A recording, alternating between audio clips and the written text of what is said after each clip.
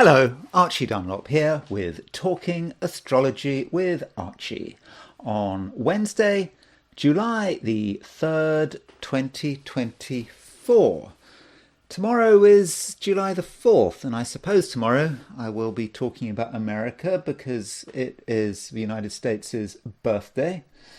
And I've been, of course, thinking about America. I do think about America a lot. And, I'm not impressed in many respects. So, Monday I went to see a dentist. He was a dentist of Iranian extraction. And that's a good one, Iranian extraction. Yeah, he was losing his house. The city wanted to take his house away because they wanted to build a car park, a parking lot on it. And so it was a sort of compulsory purchase situation because they haven't actually decided how much they're going to buy his house for. So there's a sort of question, is it going to be for $250,000 because that's what they think it's worth, or is it 1.5 or $2 million, which is supposed to be what it's actually worth? And there are sort of boundary disputes. But yeah, he's losing his house, and I just think that that's a reminder of what the real issue in America is about. People think about the Supreme Court and Donald Trump and Congress, but the real action in America is at the local level. If you really want to see what's going on politically, if you want to see the real rotten core of America, it's not in Washington D.C. It is at the local level. So I duly went on Monday. I trotted off to the city council meeting. Gave my views on public comment. Public comments. You kind of appreciate the First Amendment. You can say what you like, but on the other hand, you get ignored. But anyway, I just told them that they were being deceptive. They were deceiving the people of the city, the people in their city. I sort of reminded them that perhaps, or suggested that if he had been a white veteran, for example, a colonel in the Air Force, they wouldn't be treating him like this. But because he's an immigrant, they perhaps feel they can get away with it. Anyway, I'm just ranting a bit. That was what was on my mind because I've just been to a city council meeting. That was Monday. I went, and why not? Maybe a couple of hundred people will listen to what I'm saying here. Just venting. But I'm not really going to talk about America today specifically. I want to talk about...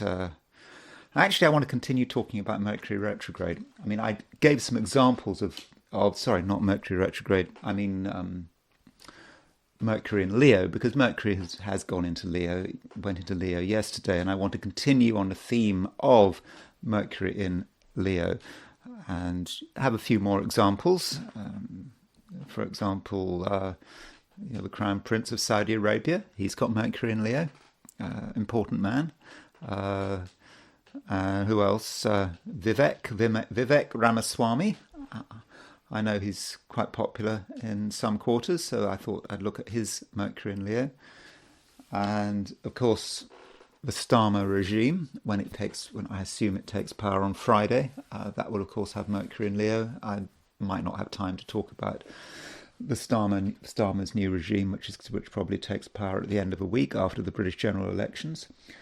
I also, of course, want to say happy birthday to Julian Assange, because today is his birthday, and Julian Assange is going to be 53 today. I don't want to spend a lot of time on Julian Assange, but I just want to have a quick look at his chart and a quick look at his solar returns, his direct and converse solar returns. But first of all, I want to look at the astrology and the I Ching for today, which is Wednesday, July the 3rd, 2024. So here we have some people I'm going to be talking about. There's Janet Yellen, Mercury in Leo. Meghan, Mercury in Leo. Jesse Livermore, one of the 20th century's greatest investors, private investors. Mercury in Leo. Vivek Ramaswamy, top left. Mercury in Leo, and of course Mohammed bin Salman Al Saud, who has got Mercury in Leo. So as far as what is going on today, certainly not as busy as yesterday. Let's have a look. So the moon is most certainly in Gemini. It doesn't matter where you are, and it's quite close to a conjunction of Jupiter. And so this is of course the positions of the planets today at noon in New York. And so with the moon in Gemini, close to Jupiter, I think that's quite fortunate. There's a lot of conversation, a lot of things to talk about. The things we talk about may not be of great importance, and why does it always have to be important? We can perhaps talk about nothing in particular, though. It is a time when variety is going to really matter. We're going to get bored easily with Moon in Gemini, so do make sure that you get some intellectual stimulation, because I think it's available. But also with Moon in Gemini, there's a reminder that words can be a defense mechanism. If Moon in Gemini feels under pressure, it can just talk. You just keep talking until the intensity goes away. And in some ways, I suppose you can use words to trivialize things. If you're dealing with a complicated issue, yeah, you talk about it, but you talk about it in such a way that you dissolve the complications through your own words. Moon, yes, it's making a conjunction to Jupiter, but it's also making a square to Saturn. So, towards the end of the day, things may become a little more difficult, and the moon will be sort of halfway between the conjunction of Jupiter and the square of Saturn. So, what are we talking about?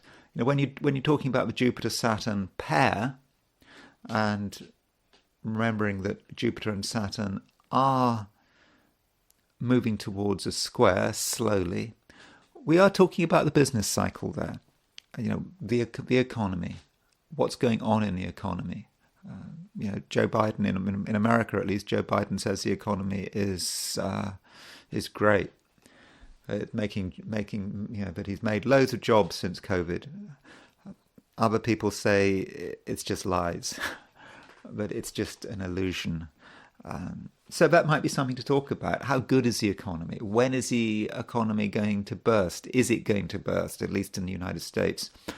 Or perhaps it's already in recession. And how is that going to impact us? So that might be something that all of us are thinking about as the moon makes a transition from a square of Jupiter when the moon transitions from a conjunction to Jupiter to a square of Saturn.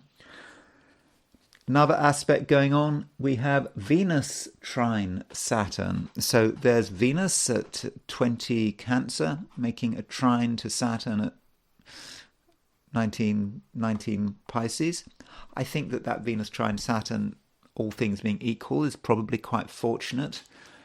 Yeah, it is in water signs, Cancer to Pisces, but it allows us to create a certain amount of stability, and particularly on a sort of an emotional and interpersonal level.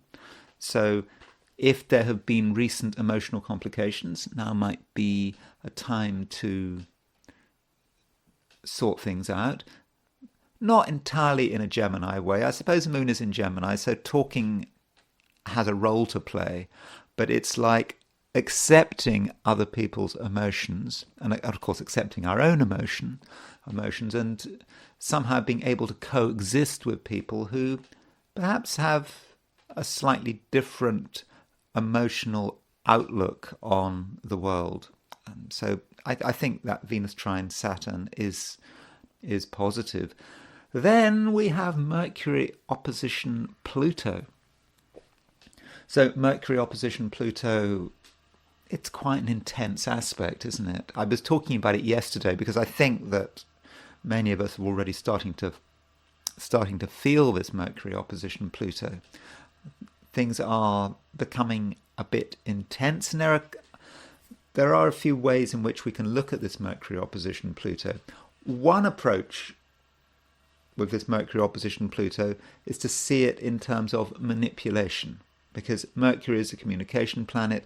With Pluto, we're trying all sorts of ways to have an impact on the world around us and to get people to think our way. That might be one aspect of Mercury hitting Mercury opposition Pluto. But Mercury opposition Pluto can just reduce us to silence, even though Moon is in Gemini. Sure, we can talk Moon in Gemini, we can talk about trivialities, but with Mercury opposition Pluto, some people may just feel they can't express themselves. Pluto can make things stronger, but it can also repress things. We might feel that it's just a difficult world and we just can't get our feelings out. So that Mercury opposition Pluto could be working in several different ways. Turning to the heliocentric view, looking at things with the Sun at the centre of the solar system, where it should be. Now, yesterday we had Mercury opposition Neptune heliocentrically, and it was right there. And you can see that Mercury has already moved 5 degrees since yesterday. Just a reminder that from a heliocentric perspective, it's a very fast mover. And so that Mercury opposition Neptune, I think, largely disappeared. We might feel it a little bit. I suppose Neptune is still stationary retrograde. It's from a geocentric point of view, and so there are times when we're going to feel very confused. I suppose with Mercury is still opposition Neptune a little bit, so we might not fully understand what people are saying. So it's always a good idea to ask for clarification. Then that Earth square Mars that I've been talking about ad nauseam every single day, I've been talking about it. It's beginning to break up a little. Earth is starting to move away from Mars. So some of the aggression tied up with that aspect is maybe starting to dissipate. One thing about Mercury is that it is trine Jupiter. So Mercury trine Jupiter. And it's in fact, you can see what it's done. In fact, we've actually got a grand trine. So a heliocentric grand trine. We've got Mercury has made a trine to Pluto, and now it's made a trine to Jupiter, and it's very fast. So that's really what's happening today. That's possibly the main thing happening. So Mercury trine Jupiter, trine Pluto. There's a lot of mental energy flying around today, and I think that supports what I was saying with the Moon in Gemini. But it sort of brings together the Moon in Gemini geocentrically with the Mercury opposition Pluto geocentrically. There is a lot of talking. And there's actually a fair amount of optimism here because Mercury is trine Jupiter. So we've got ideas, and we perhaps have a chance to actually realize them. And in the process, we may have to be a bit manipulative. There's our Mercury trine Pluto. So if you've got something to say, you feel it's important, don't hold back. And we may actually be able to talk about quite complex issues that may not be fully in the open. We may not fully understand what we're talking about, but maybe with the moon in Gemini, from a geocentric point of view, just start the process, start talking, because you never know where those words might lead. So that's the heliocentric view, and it's now time to turn to the 12 signs. So these are my forecasts for the 12 signs for today, which is Wednesday, July the 3rd, 2024. Aries. You are feeling that some of the pressure is starting to ease, and that's because the Earth is moving away from the square to Mars. Over the last, week, the world has struck you as being rather annoying. There was a lot to be angry about. But at the same time, you weren't quite sure how to express this anger.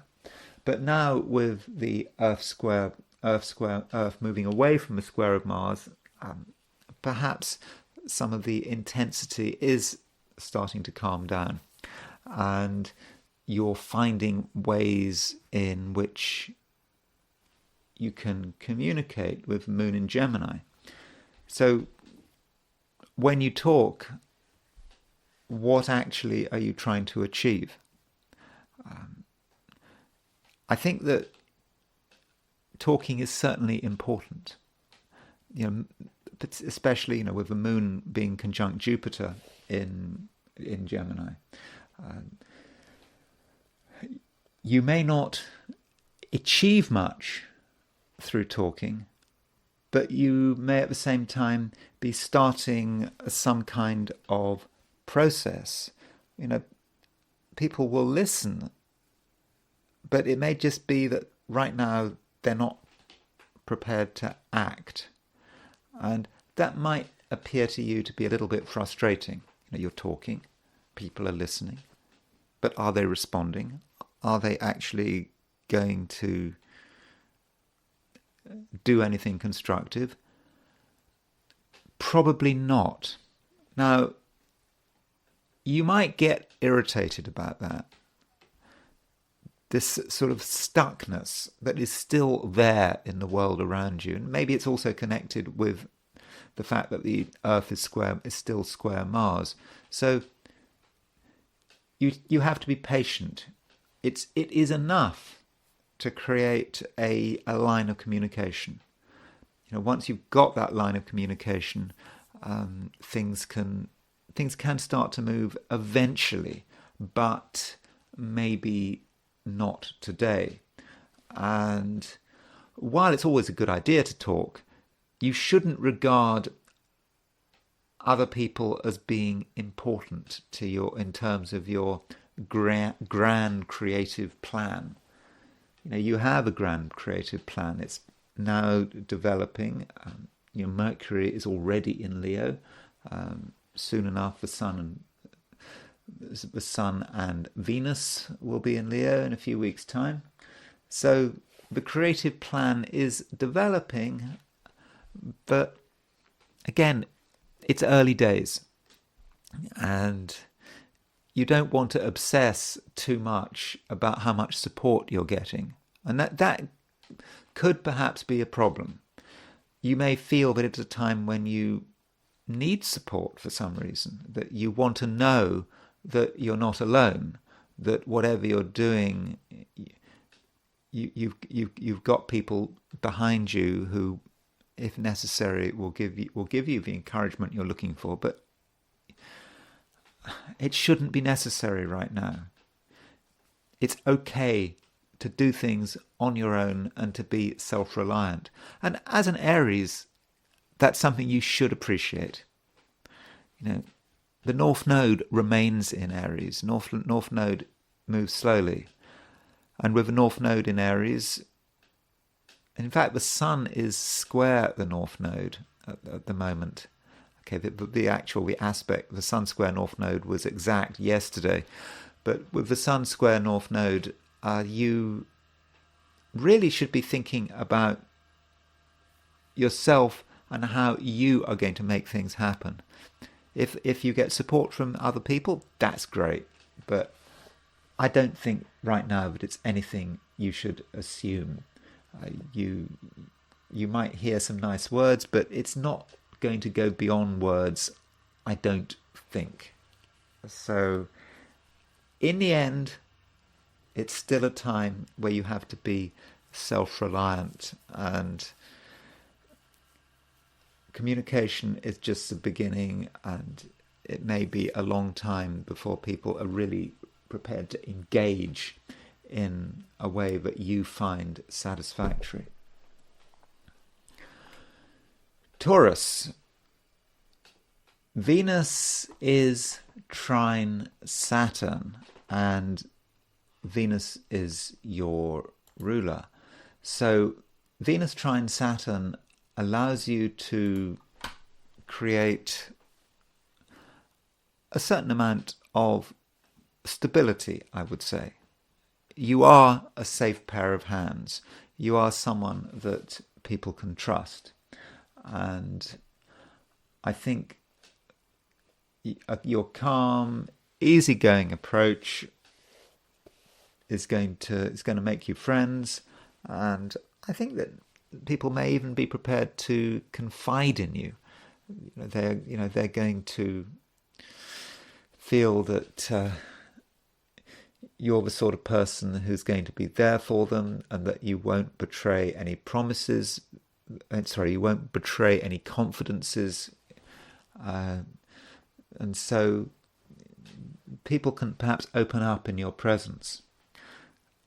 But it's not exciting, Venus trine Saturn, and it's more about a stabilizing influence. And so that is something you can do, and at the same time, the way you communicate is actually quite powerful. You can be someone who people listen to, and people, in most cases, are going to accept what you say because it will sound very reasonable. And through the things you say, I believe that you can bring people together.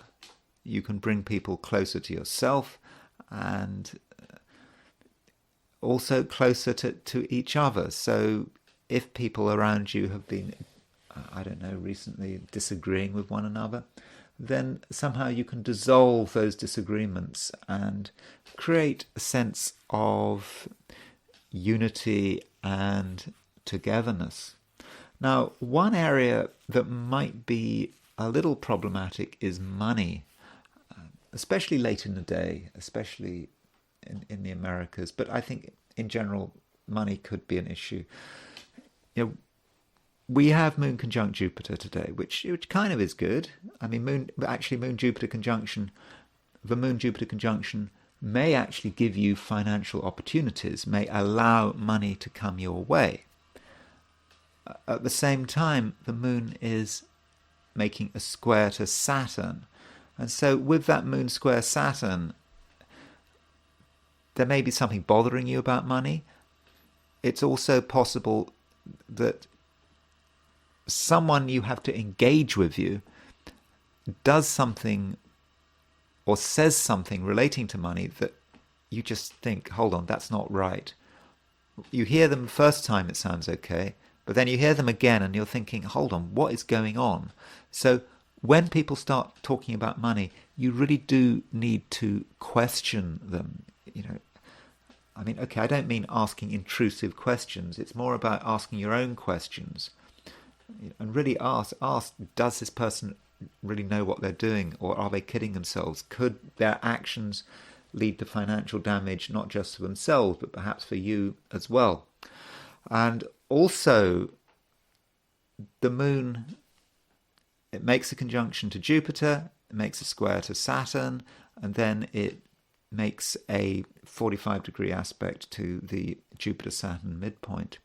And the fact that Jupiter is going to be aspecting the Jupiter-Saturn midpoint and is going to be kind of bringing Jupiter and Saturn together may have relevance to the wider economy, as I was saying towards the beginning of this video, when I was sort of introducing the broad planetary picture.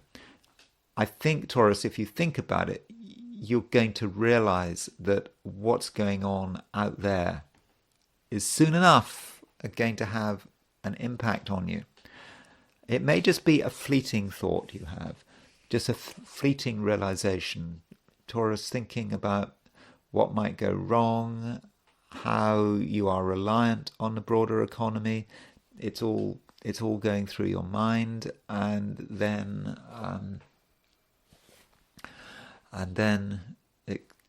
it sort of hits you, and then you forget about it, perhaps. But if you do have an insight about the economy and how it might affect you, it might just be a good idea to just write it down. Because if you don't write it down, you'll just move on and think about something else. But write it down and then ask yourself how you can prepare for future economic challenges. And in fact, if you see an economic challenge coming your way, it depends on your situation, but you may in fact be able to eventually take advantage of it. So do consider that. Gemini. There is a conjunction between the Moon and Jupiter today, and this conjunction does take place in your sign, and I would have thought that this conjunction is something that really is quite fortunate. Moon Jupiter is arguably one of the best aspects in the book, and I think that today you are going to be very positive, or at least you should be very positive.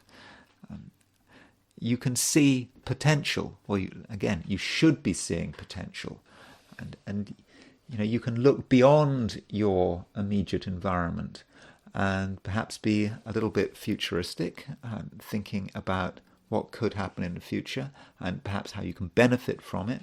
And so, do give your excitement free rein. Talk to people about it, and also try to be uplifting and inspiring. Maybe some people are down in the dumps. Maybe they can't see things from a positive perspective, and maybe you're just the person to make things happen through the power of your words. That's all people want. This Moon Jupiter conjunction in Gemini, everyone feels it at some level, regardless of their sign. But for you, Gemini, it is really quite personal. It's you. And so as you are feeling it the most, then you are in a position to broadcast it. And you can remind people that there are some great things happening and that they shouldn't just miss this opportunity. So Gemini, I think you have the ability to be really inspiring, and I think that your interventions can be surprising and even a little bit shocking, but at the same time totally positive. You're stirring things up and you're making people engage with the world and its potential. Now, the Moon, having made a conjunction to Jupiter, it moves on and it makes a square to Saturn. Now, that square to Saturn does happen late in the day, and if you're in Australia or New Zealand, Asia, you may not actually feel it until tomorrow. But still, there is a Moon square Saturn feel about what's going on, because we've got Moon in Gemini Saturn in Pisces. So there's a square relationship between Gemini and Pisces, which we're starting to feel, all of us, though I do think it's going to be strongest in the Americas. And I think that this moon square Saturn is actually a fortunate influence, because what it's allowing you to do is it's about you taking an idea which is great. It can be very optimistic, it can be positive. It's taking that idea and making it real. You know, we say some negative stuff about Saturn, that Saturn is a problem, it restricts us, but Saturn can make things real for us. It's about creating structure.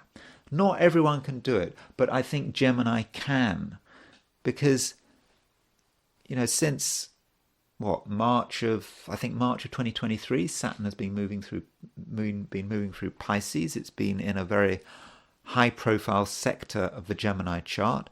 So you're getting quite used to that Saturn energy. And so with moon square Saturn, you can make things real.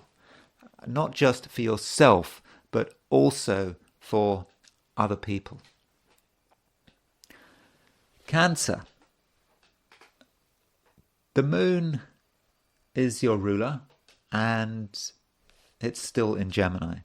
In fact, it's in Gemini all day. And with the moon in Gemini, you know, we have a somewhat mixed picture.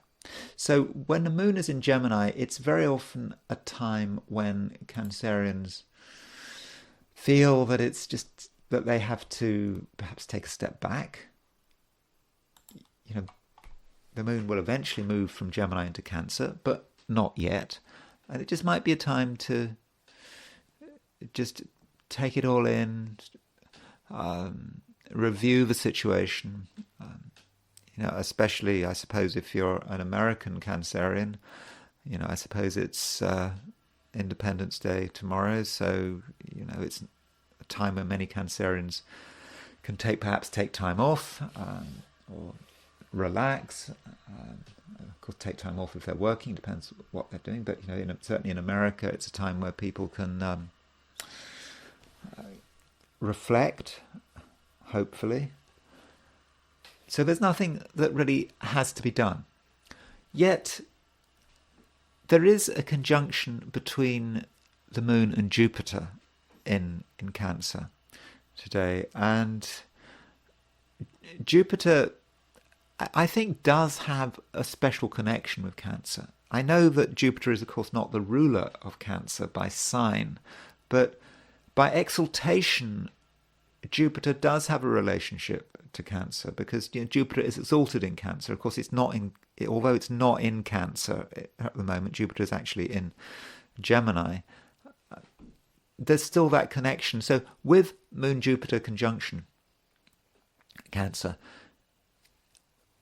you may feel a sense of positivity and optimism that you can't quite shake off.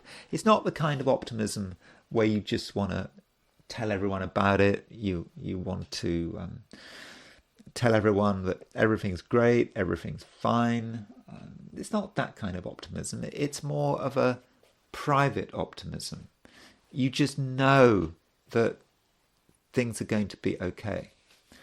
And I think that you can sort of emanate that optimism. So, you know, if you are with other people, I think that people will pick up on this optimism, even if you're not saying much, even if you're saying nothing at all. You just have a quiet sense that things are going to be okay.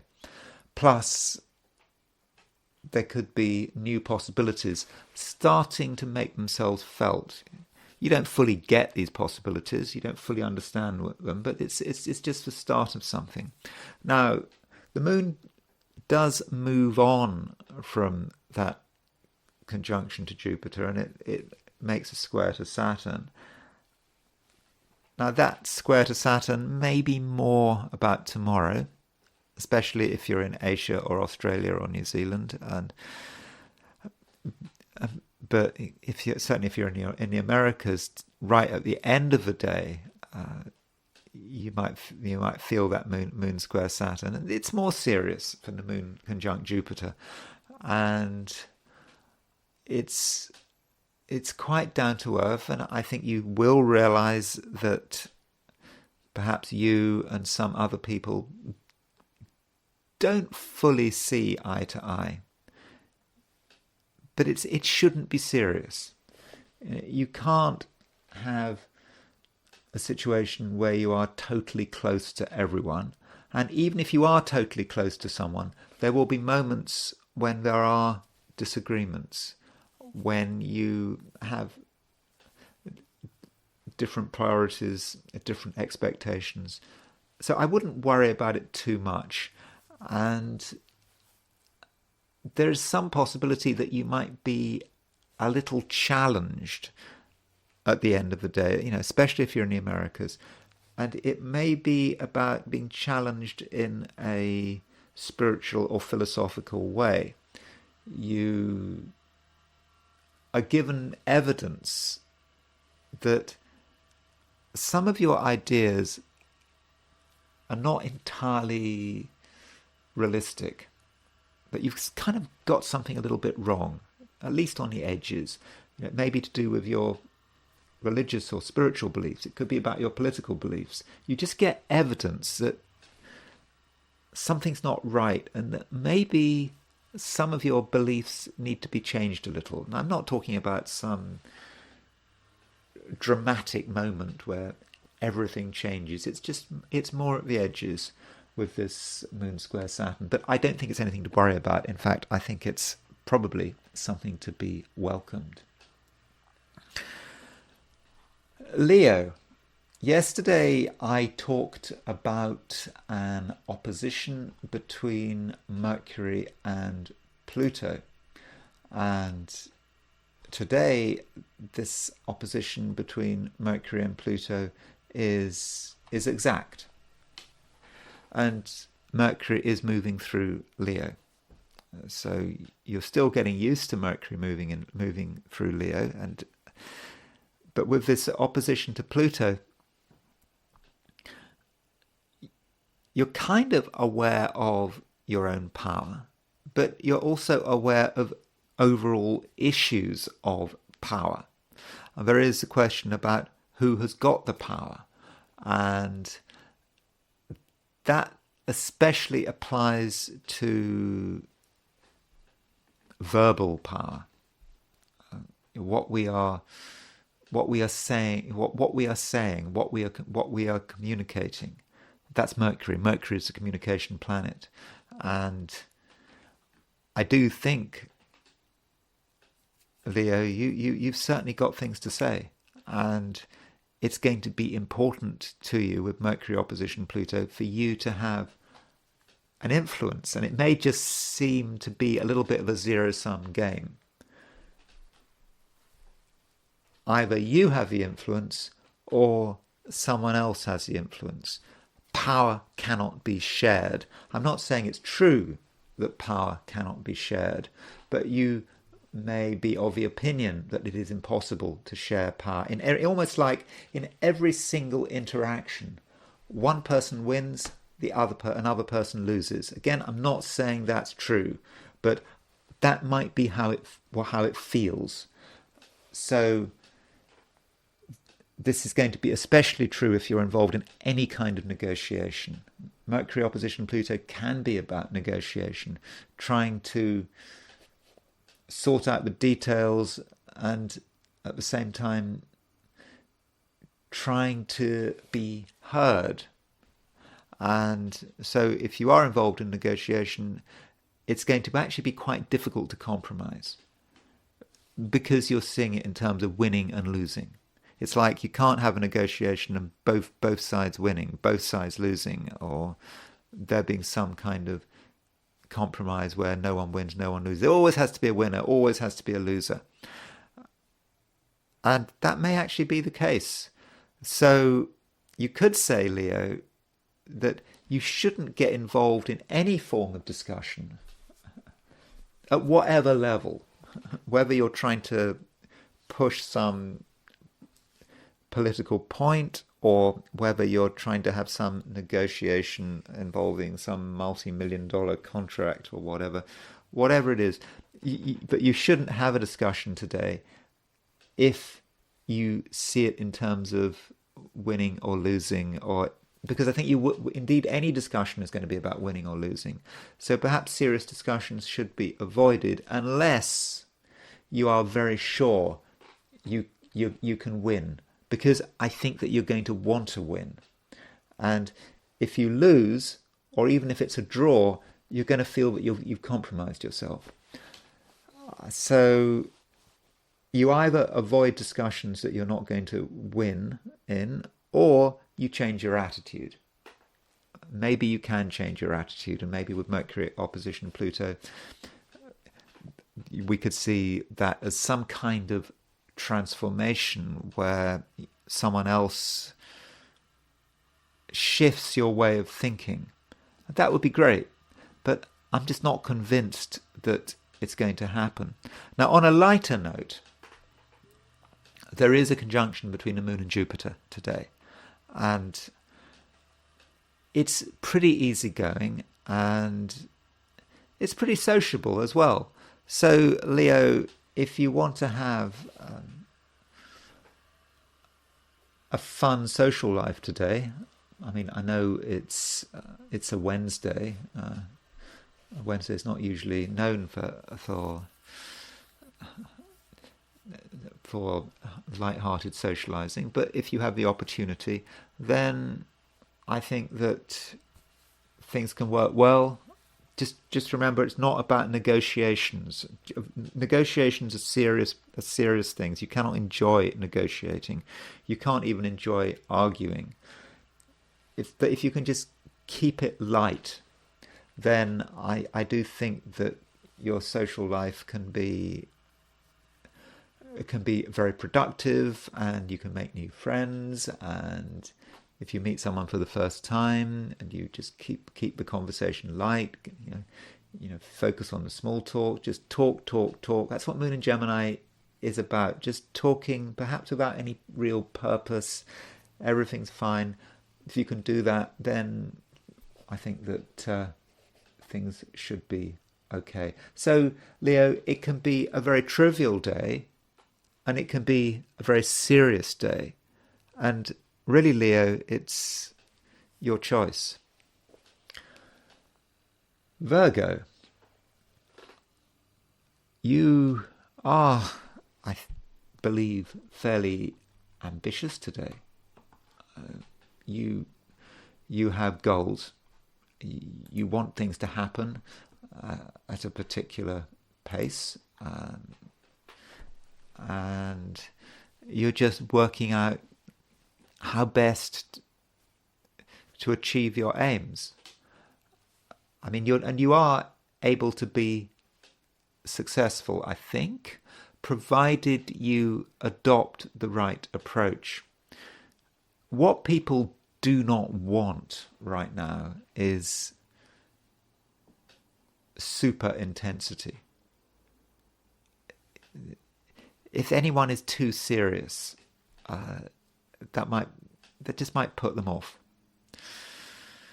The trouble is, Virgo, that actually you are quite serious because Mercury is opposition Pluto. You have strong thoughts. You understand that things are serious, and you have your thoughts and what you're thinking about and your ambitions. You're not letting go of it, and you may well have particular things you want to achieve today, and issues of power could be very important for you because Mercury is opposition Pluto. So that's all going on. And at the same time, displays of power will not be appreciated. So what do you do? I think that what you do is you engage perhaps in an act of deception. And deception can be okay, provided it's done in the right way. it's important that people don't actually know what you're thinking. I'm not asking you to repress anything. I'm just suggesting that you say and do one thing and perhaps think and even feel something else.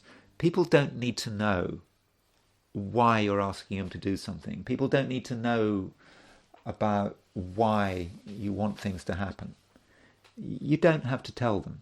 If they knew, I think they would be disturbed. Their defense mechanisms would start going berserk. So hide your motives. Don't talk about your motives.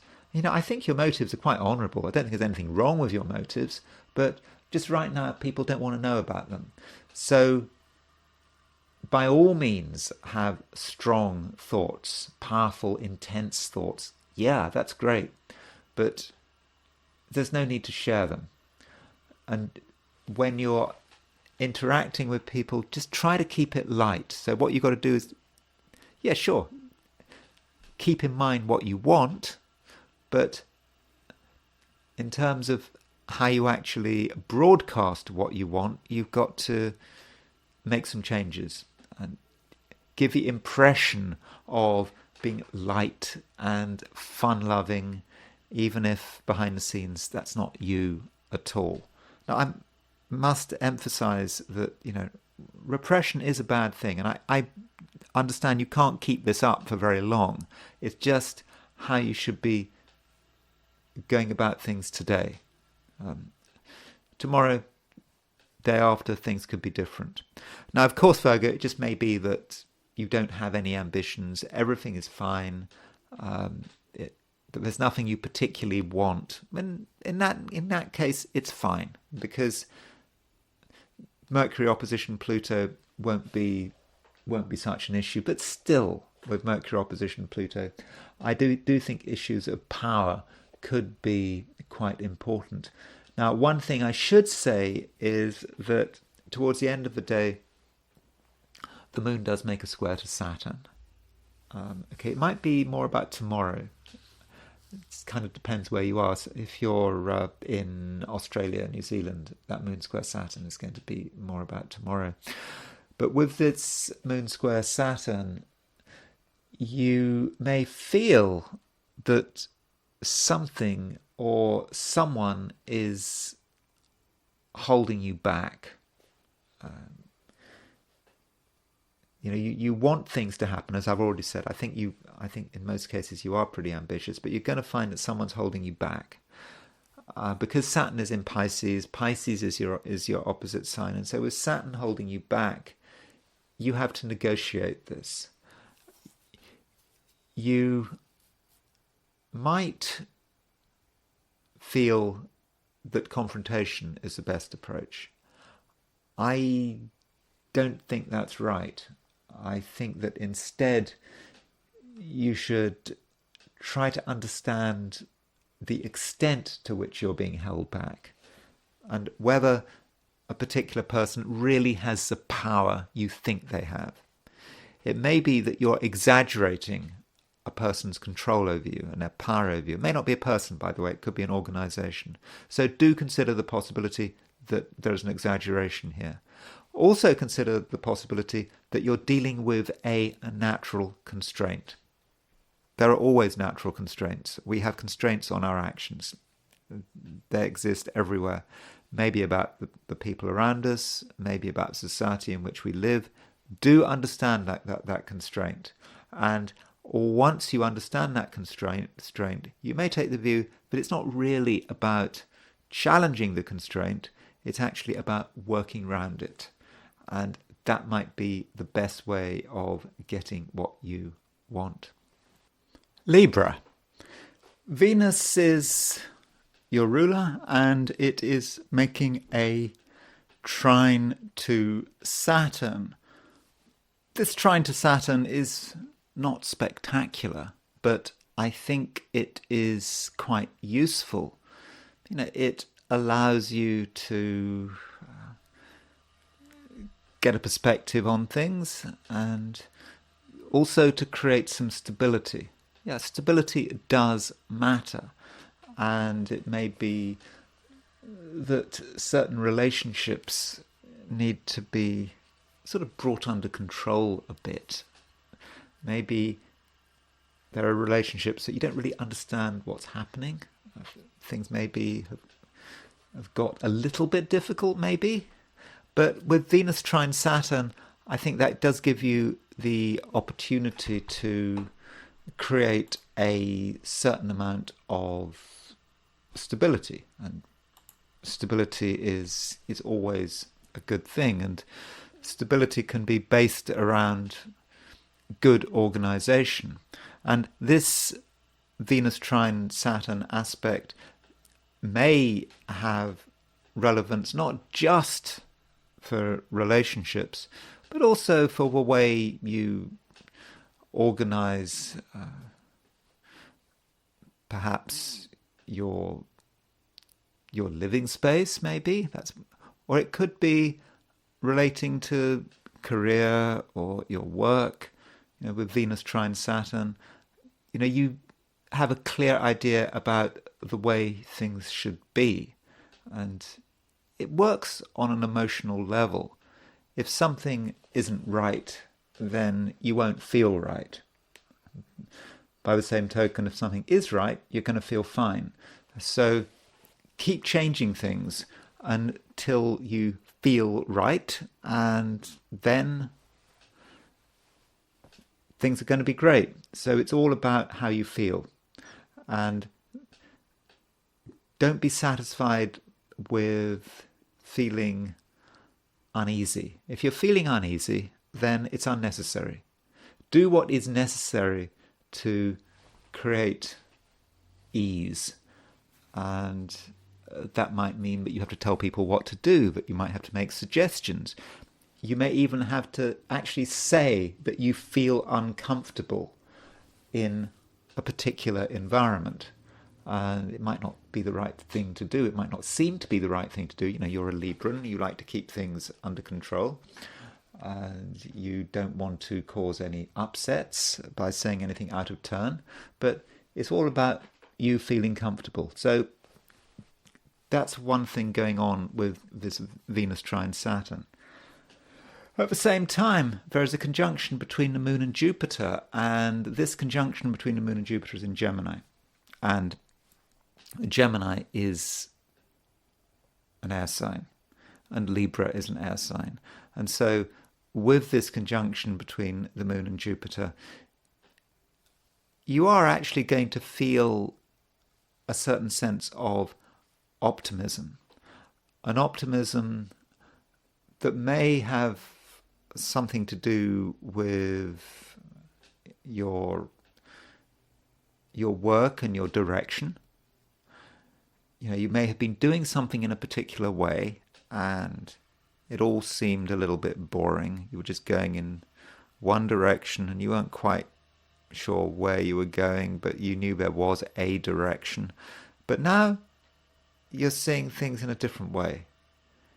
You're seeing a way in which you can elevate something.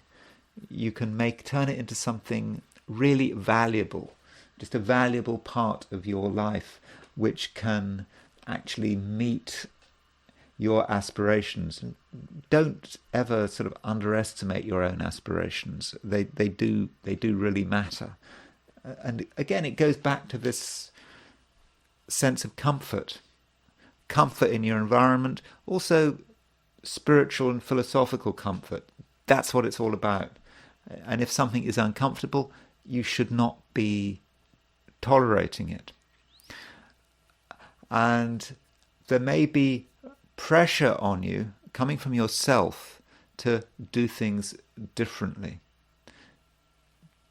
Just don't be satisfied with the old way of doing things, because there's almost certainly a way of doing things which is going to make things not just more comfortable, but is going to make things more satisfying and more inspirational. And that is something that you should really be focusing on.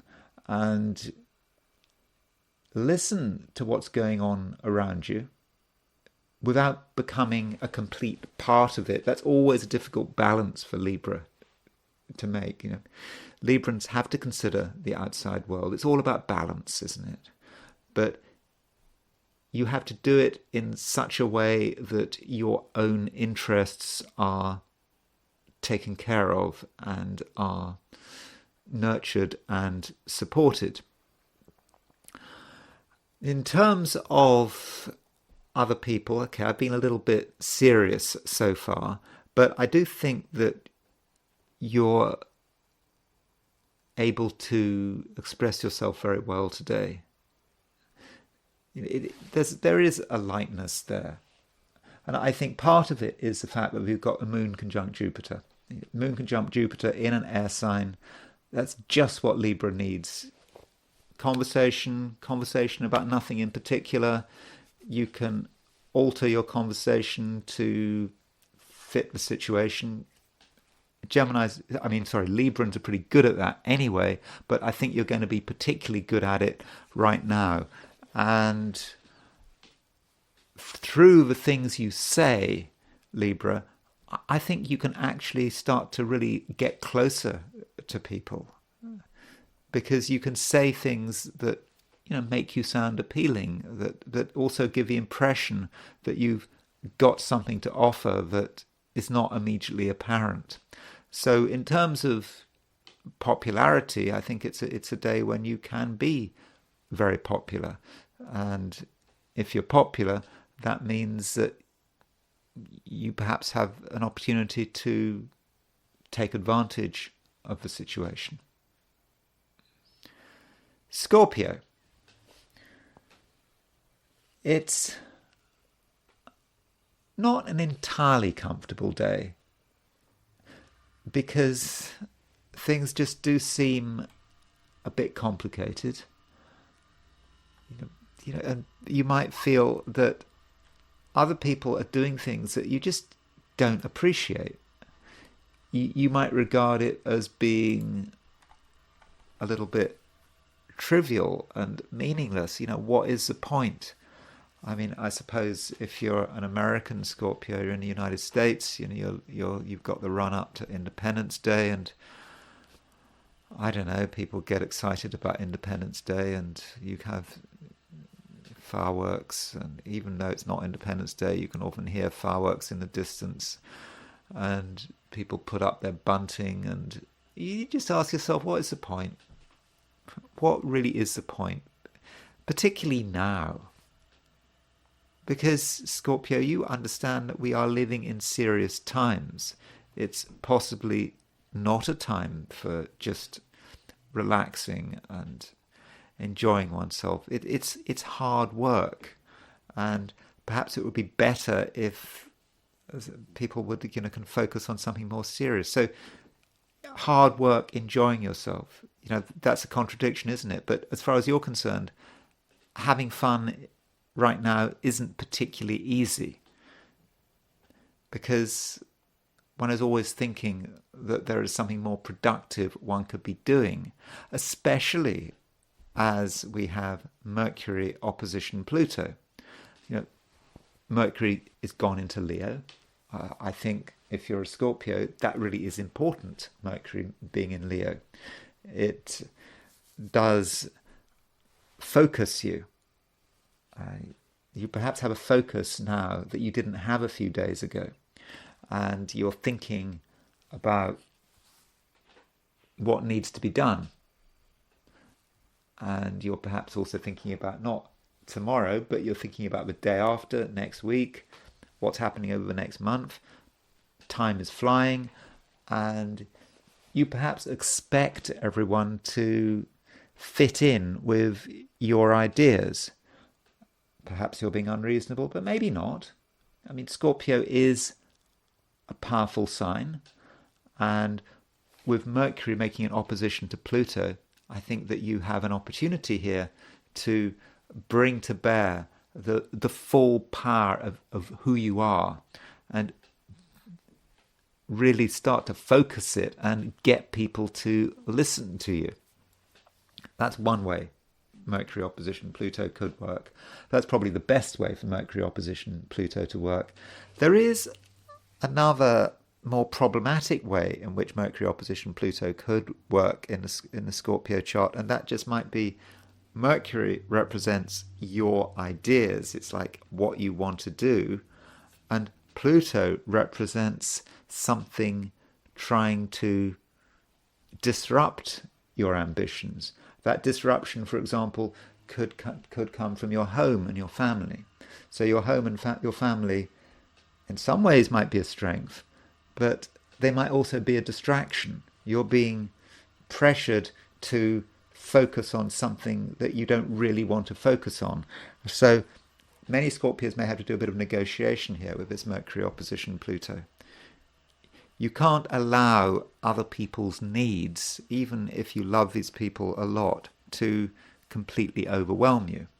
You do have to think about yourself, and you do have to think about your agenda. I think, Scorpio, that really is very important.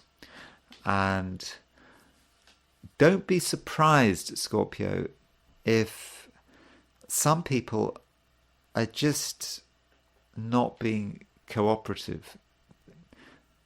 They're almost being a bit sluggish.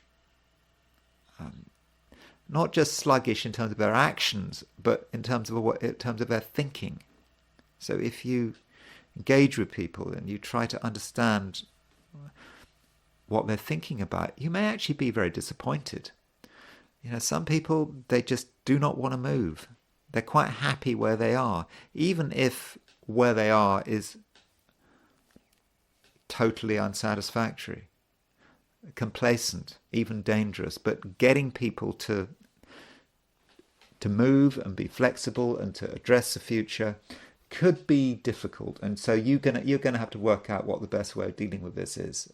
It may just be that you have to let people work things out in their own way. Or, if it's important, you have to maybe use scare tactics, really impress upon someone that their current way of being is not satisfactory, but it needs to change quickly. It needs to change now, this minute. I think with Mercury opposition Pluto, you probably can get away with it, but you're going to have to be super persuasive, super manipulative, and in that way you can perhaps get people to budge. Sagittarius. Relationships probably can't be avoided.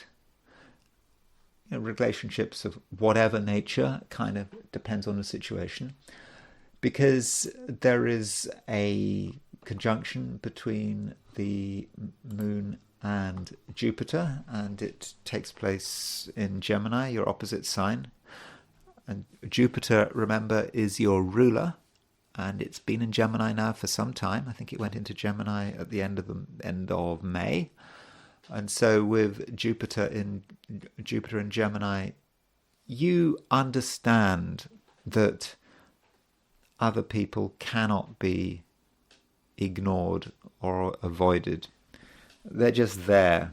And with the Moon making a conjunction to Jupiter, it's really clear at the moment.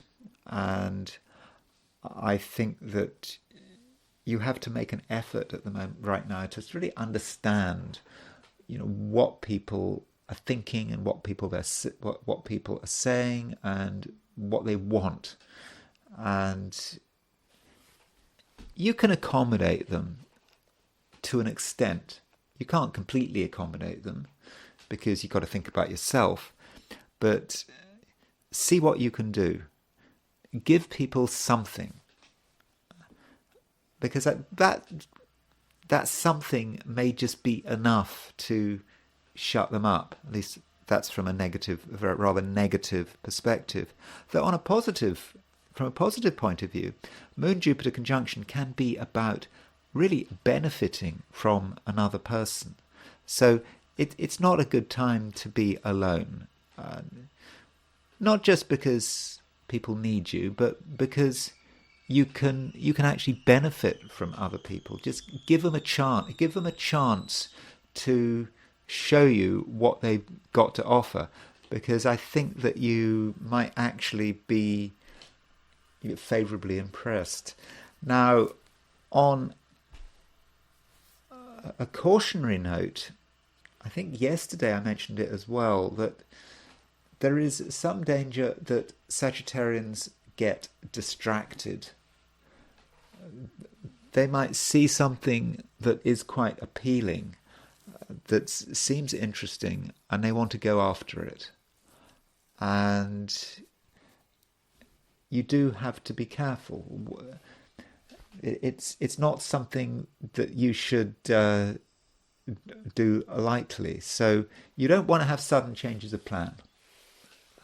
I know changes of plan are interesting, but if you see something fun and you just want to chase whatever it is that seems fun, you might take yourself badly off course, and in the end that could turn out to be pretty disruptive. So really do bear that in mind. Then, if you are an American Sagittarius, I suppose you're thinking about let's see, Independence Day tomorrow, isn't it? And as the day draws to a close, as Wednesday moves to Thursday, the moon starts making a square to Saturn. And that could be a little bit annoying. You may feel that you are irritated, irritated perhaps by the day, by the prospect of Independence Day may not fill you with a great deal of enthusiasm, and there may be distractions. I mean, Moon square Saturn, just something annoying you. Maybe it's fireworks, I don't know, or just people making noise. That's Moon square Saturn. I think by the time you actually get to tomorrow, the Moon square Saturn will have dissipated. But it could be something else. It could be your family. Your family doing things that you don't really approve of, or disturbing you. So all of that is possible with that Moon square Saturn. But I think it's a time to have a certain amount of Sagittarian good humour. I think the Sagittarian good humour should be able to get you past that Moon square Saturn. Finally, Mercury is opposition Pluto. And with that Mercury opposition Pluto, you are being called upon to show respect. Now, I've already mentioned the fact that other people can't really be avoided today. And that Mercury opposition Pluto is maybe referring to one particular person who is very serious-minded. They've got powerful thoughts and they want to be taken seriously. Mercury is in Leo. Mercury rules Gemini, which is your opposite sign. So someone needs to be taken seriously. And that natural, fun, Sagittarian sense of humour is not going to cut much ice. You do have to be serious once you've identified this person. So who is that person, and what might they be taking seriously? What might have to be taken seriously? And actually, it may not be a day for just jokes. Jokes may not work today with Mercury opposition Pluto, because it's more serious than that. So work out what someone else takes seriously, and try to talk about it. You might, at the very least, find something interesting that you can resolve, because seriousness, it's a day perhaps when seriousness needs to be shared. There are things you take seriously, there are things other people take seriously, and perhaps you and someone else need to have quite a serious interaction. Capricorn. There is a certain sense of duty today, that there's just things that just need to be done. I mean, it may not fill you with great relish, but still, it's just best to get on with it. I don't think whatever needs to be done is particularly dramatic, is particularly time-consuming, but it's just something that you need to consider and you need to get out of the way. And in general, looking at what's going on today,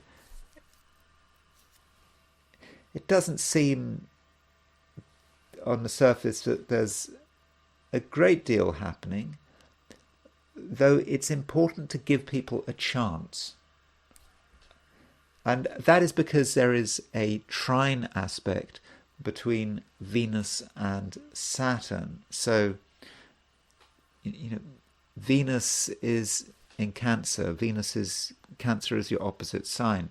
So with Venus in Cancer, that does mean that there are people to consider. And Venus is trine Saturn. And of course, Saturn is you, because Saturn rules Capricorn. So with Venus trine Saturn, you actually have an opportunity to be a nice person and to relate to people in a fairly easy and comfortable way. And I think that relationships of all kinds should prosper today. Again, I don't think in a very dramatic and exciting way, but who needs drama and excitement? It's all about stability. It's about making sure that you and someone else can accept each other and can accept each other's differences. And I think that with Venus trine Saturn, that is certainly the case, that there is interpersonal stability here with Venus trine Saturn. And also consider the possibility, Capricorn, that you can benefit from another person. You may not feel that you need anyone else around you. That it's just not important. You're quite happy the way you are. I think that would be incorrect. I think that there is someone who is there, who is willing to make your life better. Now that could mean anything. It just could be a very brief interaction which just makes all the difference. And once you're able to start interacting with people, it's like you start getting into the swing of things. And once you start getting into the swing of things, you start making an impression. Because deep down, Capricorn,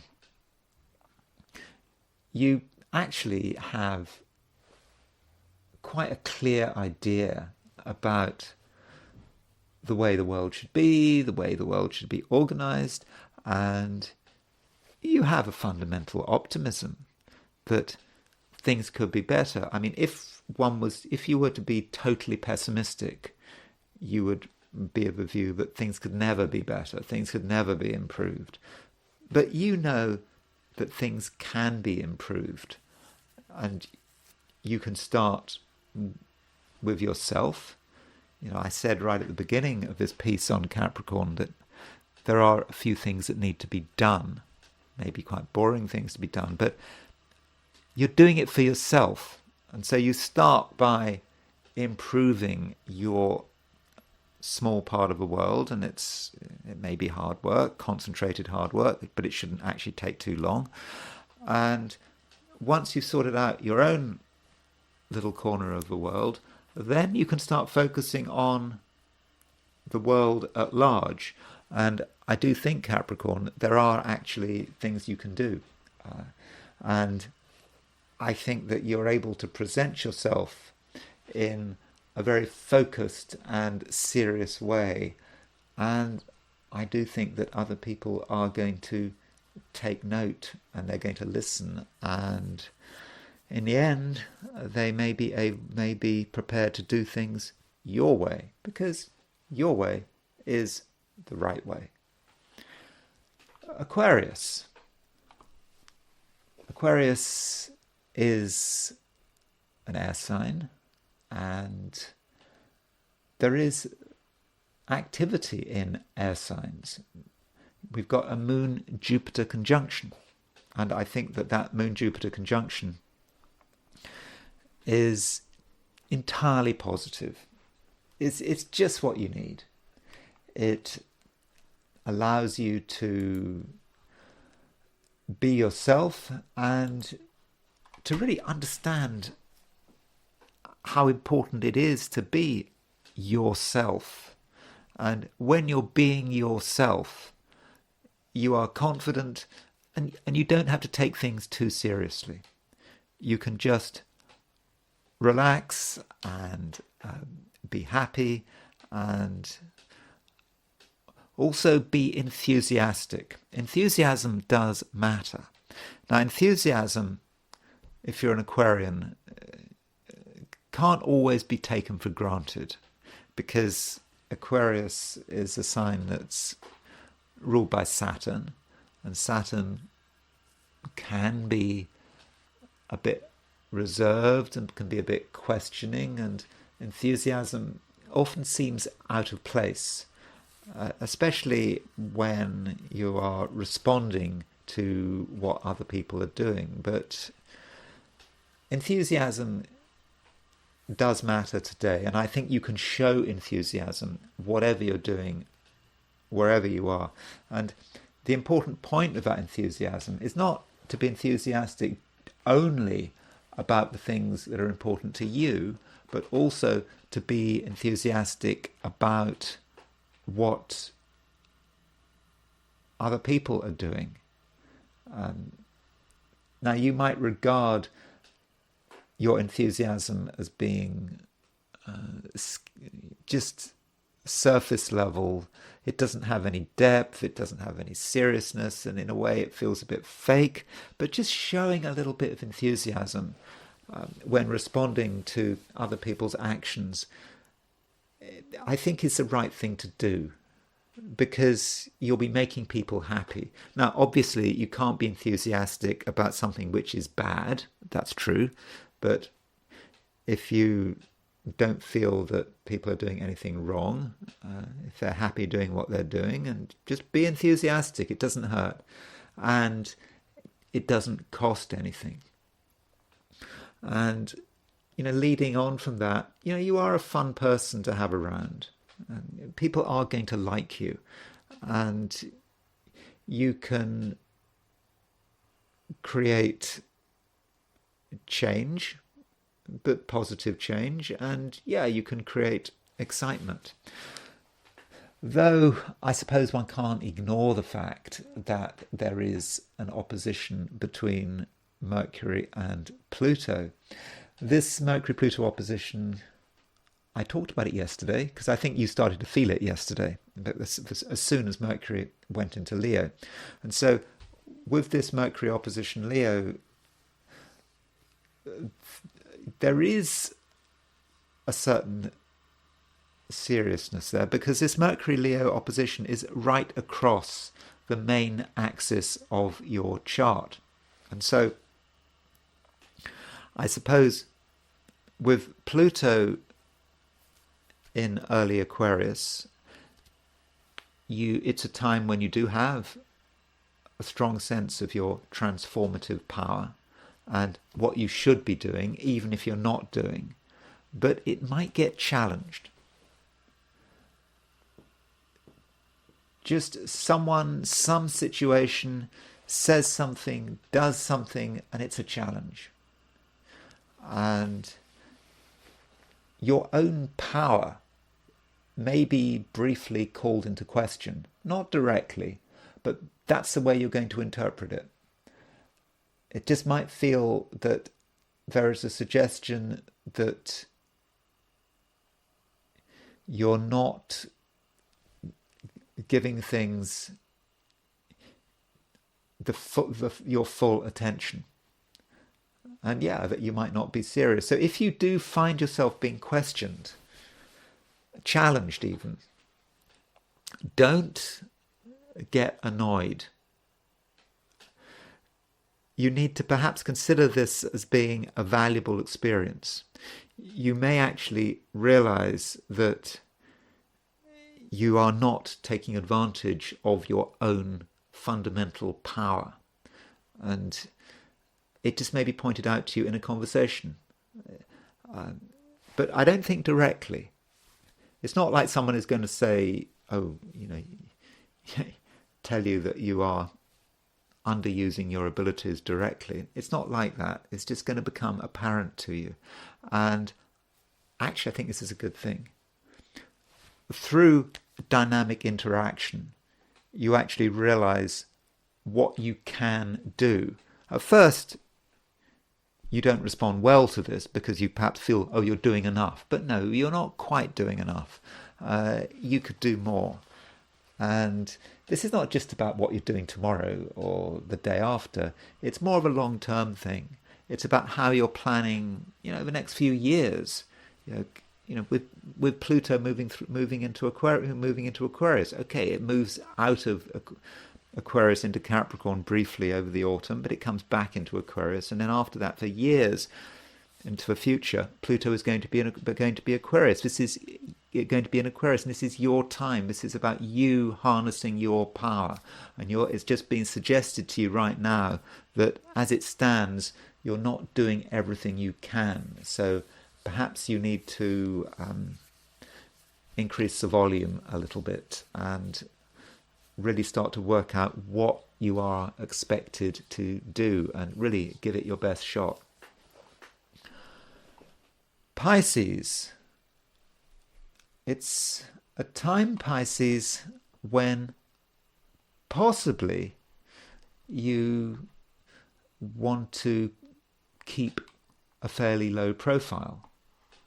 I think you were starting to realize this yesterday, and now I think it's becoming very apparent. Yeah, there are lots of things you could be doing, but do you really need to do them? Do you want to do them? I would have said it's just important not to give in to outside pressure. Yeah, sure, there is outside pressure. You're supposed to be out there doing things, making an impact, being sociable. But I don't think it interests you. And I think that if you were to, be out socializing today or even tomorrow, I know if you're an American Pisces, it's Independence Day, and maybe there are parties and barbecues if you're not a vegetarian. There are that kind of thing going on, but I don't think you'll enjoy yourself.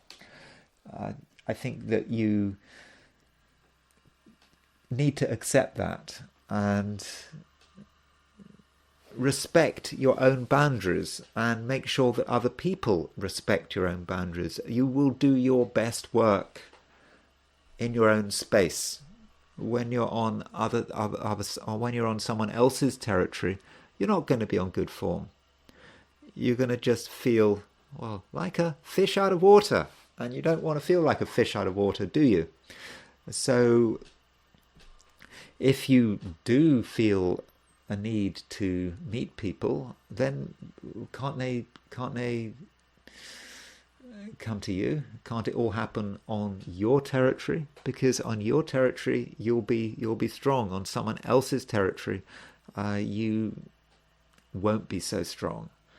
And what we've got today is we've got a conjunction between the Moon and Jupiter, and that conjunction between the Moon and Jupiter can be a big bonus if it's treated in the right way, and because it's about good luck. The Moon and Jupiter, it's a very fortunate aspect, but it's not going to be fortunate if it's used in the wrong way. So if you do insist on having a high-profile day from a social perspective, then you're not really going to be able to benefit from that Moon-Jupiter conjunction. It will just feel like you've got lots to offer, but no one's interested. And it will just feel that it's a kind of a wasted opportunity. And then, as the day progresses, the Moon starts making a square to Saturn. Remember, Saturn is in your sign. It's been in your sign since the beginning of 2023. And then the Moon makes a square to Saturn, and you could be a difficult person to have around. You could just bring things to a halt with Moon square Saturn, and you could start complaining about things or talking about subjects that no one else wants to talk about. The serious side to Pisces is here with that Moon square Saturn, and the more you have to interact with the world out there, the more you have to move away from your territory, the more serious you become, and you just, in the end, you're just not much fun. But in your own space, in your own territory, everything is fine. And so, if possible, Pisces, I do think that things should be done on your terms. You're not being selfish. You're being realistic, and in fact, you're being quite altruistic, because you want the best for everyone. And if you're around in a place where you feel uncomfortable, you're not going to make other people happy. You could be just a real downer on things. So that's the message for today, and I would just suggest that you do things on your terms, and then everything should be fine. And that's it. Those are my forecasts for the 12 signs for today, which is Wednesday, July the 3rd, 2024. And I am now going to transition to the I Ching. So I asked the question, what is Wednesday going to be like for those watching the I Ching segment of this video? And the first hexagram I got was number 34, which is the power of the great. So this hexagram is about our power and how we use our power. And the indication here is that our power is mounting. It's getting stronger and stronger. We feel that our power is rising, that there are more and more things that we can actually accomplish. And perhaps this relates to the fact that we've got a conjunction between the Moon and Jupiter today. So Moon and Jupiter conjunction in Gemini, there may be a great sense of optimism, a feeling that we can really make things happen. Might also be connected with the fact that there's Mercury opposition Pluto. So Mercury opposition Pluto might be about our mental power, that we've got a clear idea about what we want, but when we put this together, Mercury opposition Pluto, Moon conjunct Jupiter, we just might feel that we have a huge amount of power, and it's just getting stronger and stronger. But there is a question about what we do with the power and how we go about things. And there is a moving line here. The fifth line from the bottom moves. And this hexagram is about losing the sheep. So what does that mean, losing the sheep? It refers to a ram, and the ram is seen as something obstinate that perceives a conflict. And the imagery here is of maybe a farmer losing a ram and everyone benefits. So the Wilhelm translation of the I Ching talks about a farmer who has this ram. It's a real problem. It's causing all these issues, and the ram just runs away, it disappears. So that's good for the farmer, because the farmer has just got rid of this obstinate animal. And of course it's good for the ram, because the ram is now free to do whatever it likes. And this relates to the power of the great, because we have all this power, but we no longer have to be difficult and obstinate and defensive, because if we have real power, then we can be cool about it. We don't have to assume conflicts. We don't have to have chips on our shoulder. We've got it. We can just do what we like. And that is the sense of losing the ram. We lose that obstinacy and that crankiness and all the things that make us a difficult person to have around, because we have confidence. And that's really what it's all about. And when we lose the ram, we just become a nicer person. And so that is quite an optimistic picture, to have this power. And we could say, well, we could stop here. We could stop looking at the hexagrams now. We could just say, well, that's the answer to your question. And I think perhaps that is. Do not underestimate how much power you've got. No need to be defensive. No need to think that anyone is trying to hold you back.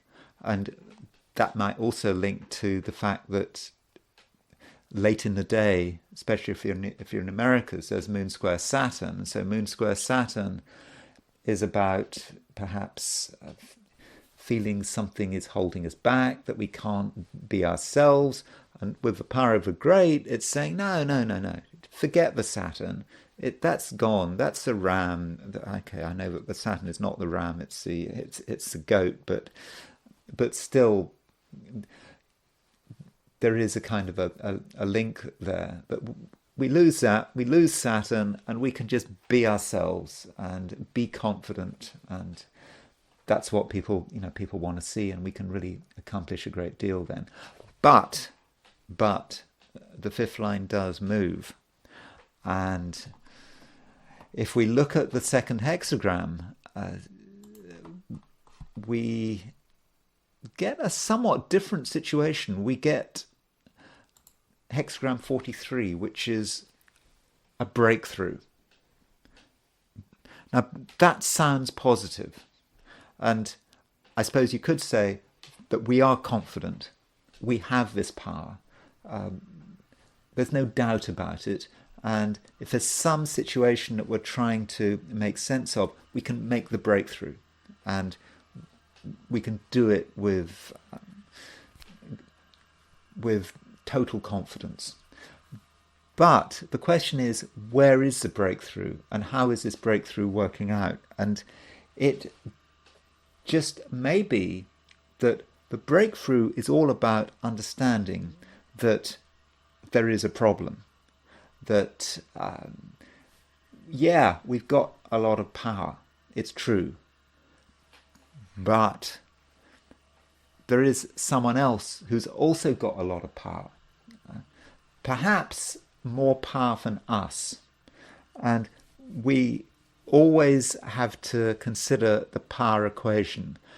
We're going to be doing that. Remember, Mercury is opposition Pluto. And I think that certainly the sort of the mental power equation, perhaps in terms of negotiation, we're always thinking about that. And we just need to consider that maybe someone else has got more power than us. And if that is the situation, then the breakthrough may actually be about escape. We are warned about a situation that is not running in our favour. And if we were to persist, then things could go wrong. And we may already be seeing that some people are perhaps suffering because of the situation. And that makes me think that this may, in some cases, link to the economy and not just be entirely personal. So what the I Ching talks about is we hear the cries of the prisoners. In other words, members of our army have already been captured. We hear their cries because they've been captured by the enemy. So what do? We run. That's the right thing to do, and we ourselves avoid capture. So we're not in a military situation, I assume. I know people do watch these videos from different parts of the world, but I don't think anyone's watching this who's in an ongoing battle. So we have to think about what else that might mean. And, I mentioned at the beginning of this video the fact that, the moon is making a conjunction to Jupiter, and it's also making a square to Saturn. And we might link this with the business cycle. And it may be that we're starting to see people who are suffering because of what's going on in the economy or in society. And it just depends what country you're in. I don't know. You may not be in the United States. You might be in some other country. You might be in Australia. You might be in Namibia. You might be in the Philippines. I don't know. But you get the first signs that something is wrong. It may not be economy. It may be about society. And you are given a warning here that you need to do something about it. Now, going back to the previous hexagram, which was the power of the great, that is about one's strength. We are in a strong position. So even if things are not good, we're able to take appropriate measures. So perhaps an early warning has gone off, and we need to take this early warning seriously, and we need to take appropriate measures to avoid getting damaged ourselves. And this I Ching is really telling us that yes, we are able to take those measures. And now I'm going to turn back to the astrology, and in fact I'm going to be quite boring, and I'm going to sort of go back to considering Mercury in Leo. But first of all, I want to look at Julian Assange's chart. I mean, I've looked at Julian Assange's chart several times, but I want to have another look at his chart simply because it's his birthday. So happy birthday, Julian Assange. And so you can see that he was born on July the 3rd, 1971 at 3 p.m. in Townsville, Australia. I mean, I don't really want to spend much time on his chart, but it's just interesting with his chart that he's got the malefics angular. So he's got Mars on the IC, and he's got Saturn on the descendant. So Saturn on the descendant, might indicate that he's got very powerful enemies. And I suppose now he's upset the United States, those enemies will continue. And I suppose those enemies will take advantage of his weaknesses. Remember, he's got Neptune rising, opposition Saturn, so he's always going to have to be very careful about that. People, a lot of people have said that now he's out of prison, he's going to have to watch his back. I don't know forever, but the Americans are not necessarily going to forgive him. And he's got Mars on the on the IC. Now that Mars on the IC conjunct the North Node, combined with Neptune on the ascendant, that could be private, secretive activities, with perhaps with WikiLeaks doing things behind closed doors. Neptune opposition the ascendant. Sorry, Neptune conjunct the ascendant. He has. He's going to have to live under a smokescreen with Neptune conjunct the ascendant. That's perhaps the way it is, and it's opposition Saturn, and he's got Moon in Scorpio. With Moon in Scorpio is in the 12th house, so that's easy, isn't it? The 12th house is about prison, can be, and of course he spent a long time in prison, so there's Moon conjunct Scorpio, Moon in Scorpio, that really does fit. South Node on the midheaven, South Node is the path of least resistance. Yeah, he's had a high profile, but perhaps now he's going to have to have a much lower profile. So those are a few things about his chart, and I just wanted to consider his solar return. Now, here is his solar return set for his birthday, July the 2nd, 2024. So what kind of a year is it going to be? Remember that Julian Assange has Saturn in his 7th house in his natal chart. And so in his solar return, he's got Saturn in the 7th house. In fact, he's got Saturn Neptune in the 7th house. Now, next year, I think it's next year, there is a Saturn Neptune conjunction, and he's got a Saturn Neptune opposition in his natal chart. So he's going to be quite vulnerable to the Saturn Neptune cycle. So, I don't think that Julian Assange is out of the woods at all. And with that Saturn Neptune conjunction coming up next year, he has to be wary.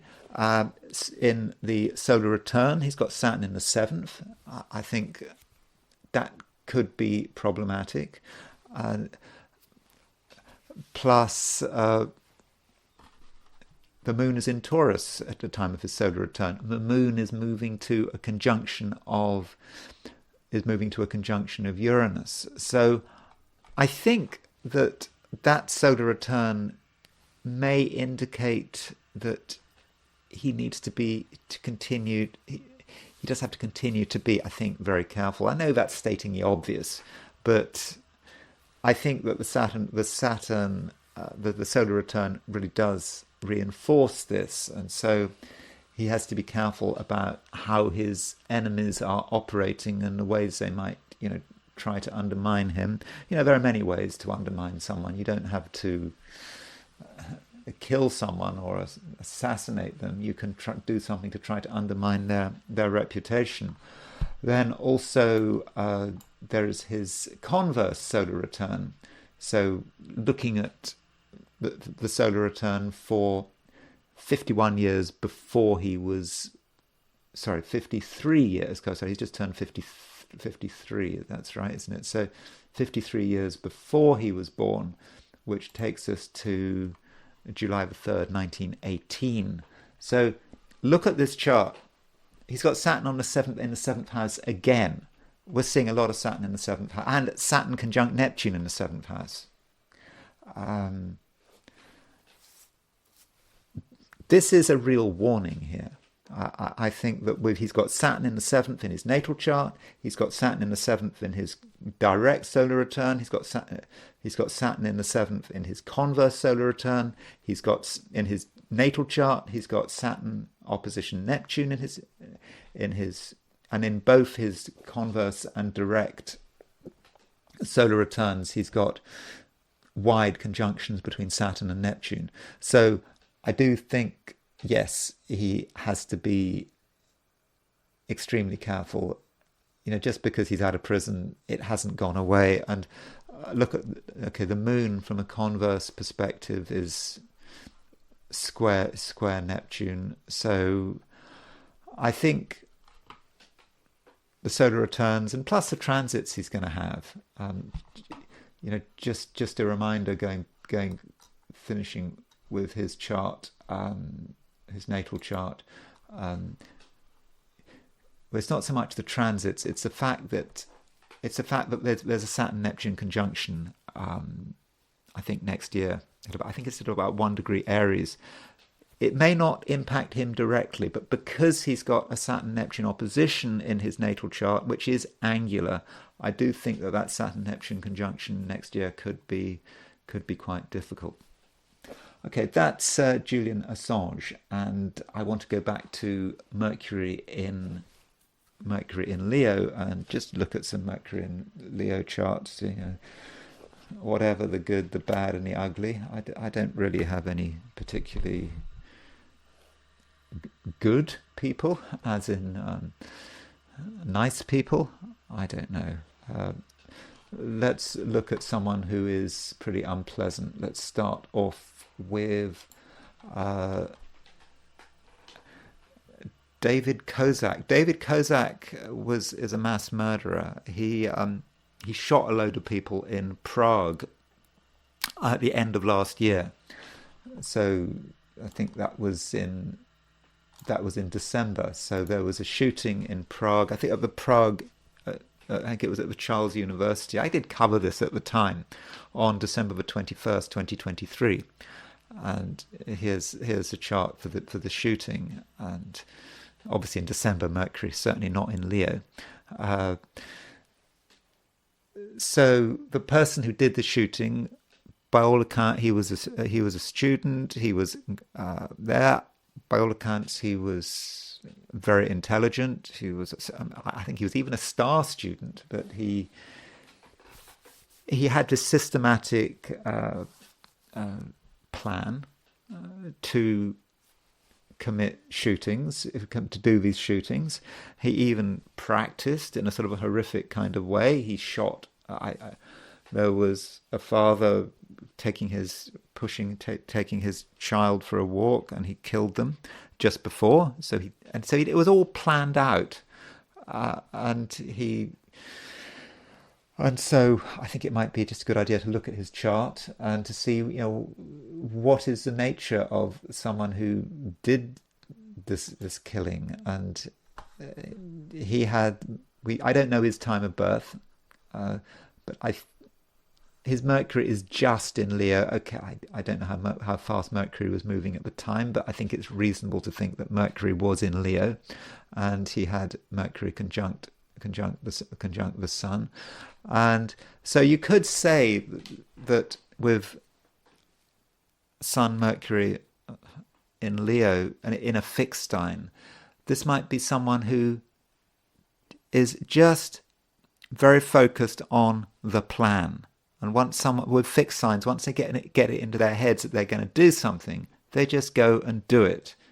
I think he got a legacy from a grandmother, and he used the legacy to buy weapons. I think that the Czech Republic, its gun laws are pretty easy going, at least certainly compared with the United Kingdom. So he was able to acquire this arsenal,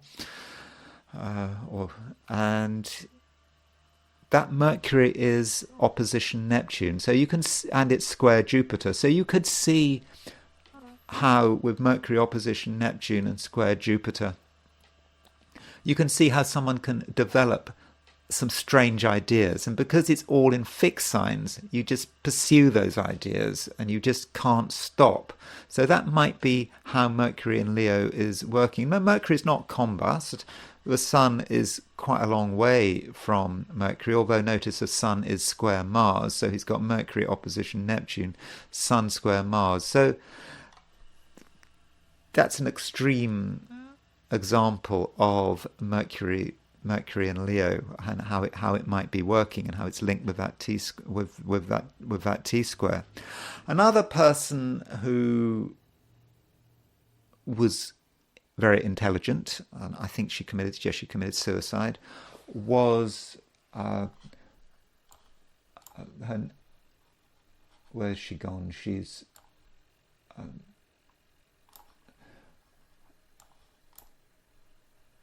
was Gudrun Ensslin. So Gudrun Ensslin, she was German.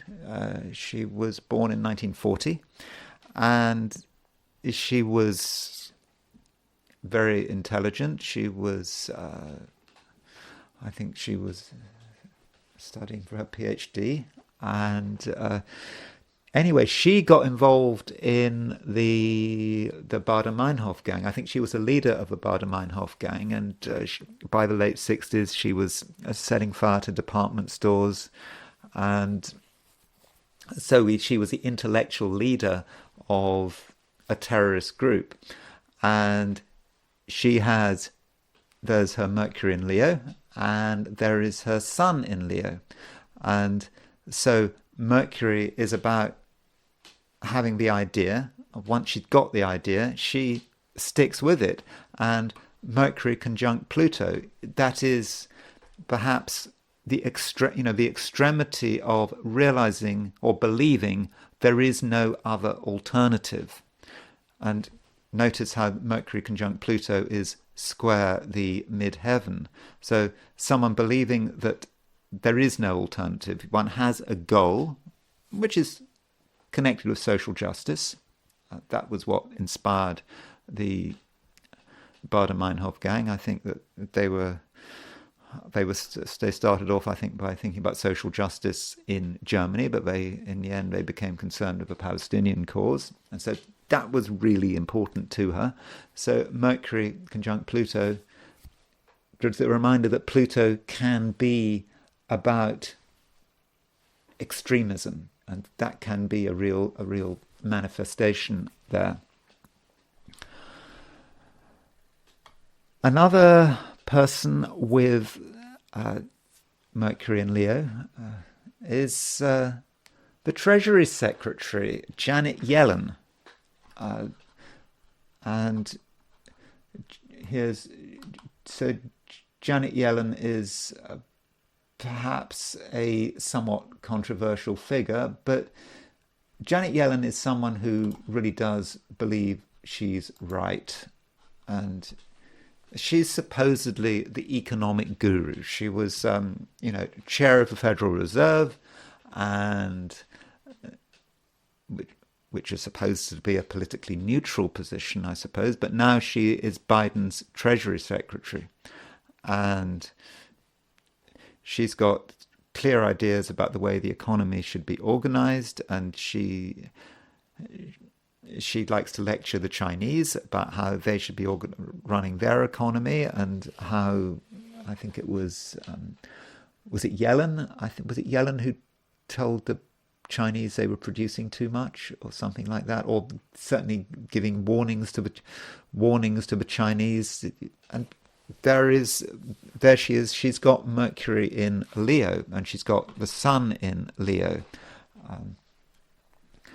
And she's got Mercury conjunct Saturn. And so if you've got Mercury in Leo, you are inclined to think you know best. That could be one way Mercury in Leo is working. And Mercury is conjunct Saturn.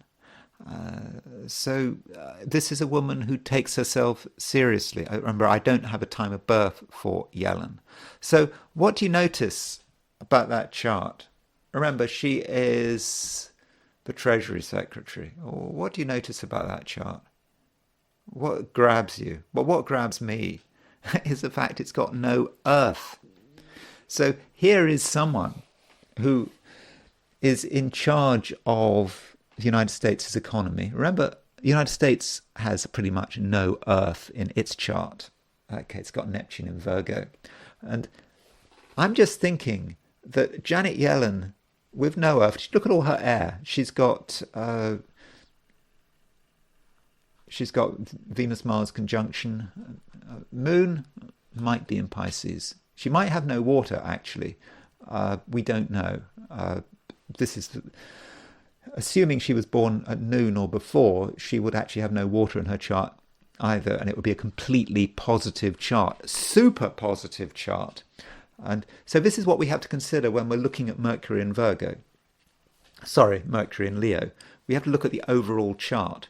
So this is someone who is not particularly reflective, especially if that moon is in Aquarius rather than Pisces. And she's not particularly grounded. I don't think emotionally she has a clue about what it's like for ordinary Americans. I don't think she really knows what's going on in the economy in a real sense.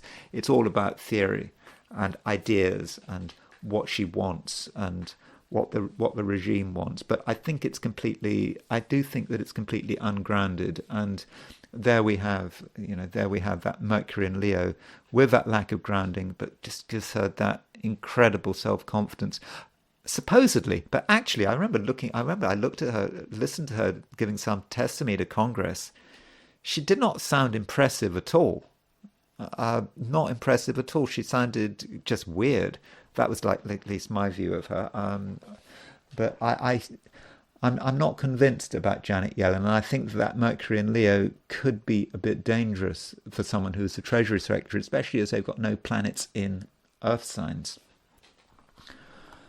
Another person with no Earth signs who has Mercury in Leo is Jesse Livermore. He's the sort of early mid 20th century speculator, kept making fortunes and losing fortunes. Okay, no Earth sign. He's got Neptune and Pluto in Taurus, but I don't count those because those are generational planets, and so he's got Sun conjunct Mercury in Leo. And I think with him, we can see the advantages and the disadvantages of Mercury in Leo. So Mercury in Leo is a fast sign. It's quite intuitive, but it can be it can be too focused on one thing and not know when to stop, particularly when it's conjunct the Sun. It's combust, it's burnt out. It's perhaps the Sun in Leo he has a very high opinion of himself and his investing skills. And so what happened through his life is he made fortunes, he lost fortunes. He made fortunes, he lost fortunes. He made it, I don't know how many times, quite a lot of times. It was the story of his life, having to start again. In the end, he lost his fortune in the late 30s. In the 30s. He made a fortune in the Wall Street crash, but then he lost it all. And then because regulations have changed, he wasn't able to make it again, and he committed suicide. And so that's how Mercury conjunct the Sun works. But I do think it's important with that Mercury to consider the elemental balance. And the fact that he's had no Earth just indicates that there's just a lack of grounding to that Mercury. And so maybe having Mercury in Leo, particularly if it's combust, is especially important if there's an elemental gap, like not much Earth or not much air. Turning to a few politicians, there is Mohammed bin Salman Al Saud. I don't have a time of birth for him. He's the crown prince in Saudi Arabia. I think he runs the show. And he has Mercury in Leo. Now, he's got a Sun in Virgo. So because of his Sun in Virgo, he's got Sun Mercury in mutual reception. So that Sun Mercury mutual reception may be quite helpful. It perhaps gives him a sort of a natural intelligence, maybe allows him perhaps to use that Mercury in quite a constructive way at times. But that Mercury is conjunct Mars. Look at the Mercury. Mercury. He's got a Mars-Saturn square, and he's got his Mercury is kind of tied up to that Mars-Saturn square. So there's scope there for anger, Mercury conjunct Mars, and Mercury square Saturn, and perhaps destruction. I mean, he's known for being quite brutal. And of course, he was associated with the killing of that journalist named Khashoggi, who was murdered in the Saudi consulate in Turkey. It was in Istanbul. So there's his Mercury, but clearly Mercury has a very high opinion of itself, and perhaps because Mercury is tied in with the Mars-Saturn square, there may be a destructive element to it. So with Mercury, you've always got to look at what's mixed with it. Mercury is like tofu. It takes on the flavour of what it's cooked with. And so his Mercury is cooked with Mars and Saturn. So when he's contradicted, perhaps when he loses face, when his ideas are questioned, maybe he has the capacity there to be pretty violent. So that's MBS's chart. Another political figure is Vivek Ramaswamy. And Vivek Ramaswamy, he's got a completely combust Mercury.